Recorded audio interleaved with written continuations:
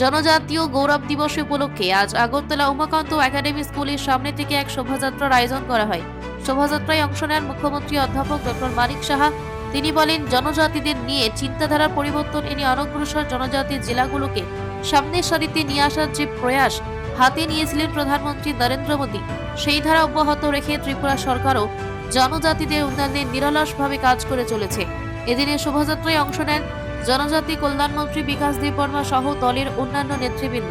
শোভাযাত্রাটি Umakanta academy থেকে শুরু হয়ে বিভিন্ন পথ পরিক্রমা করে রবীন্দ্র ভবনের সামনে গিয়ে শেষ হয়।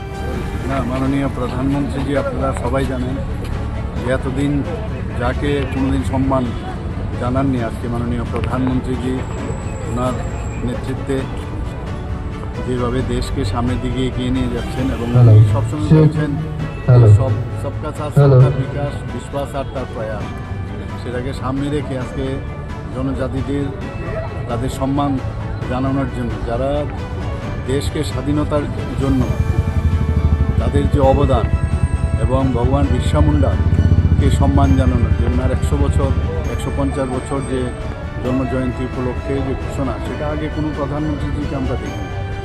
এক বছর সমানে 2024-এর 15 নভেম্বর থেকে এক বছর 2025-এর 15 নভেম্বর পর্যন্ত ওনার যে জন্মশতবার্ষিকী, সেটাকে পালন করার জন্য আমরা মাননীয় প্রধানমন্ত্রীর নেতৃত্বে আমরা ওনার নির্দেশে আমরা কাজ করছি।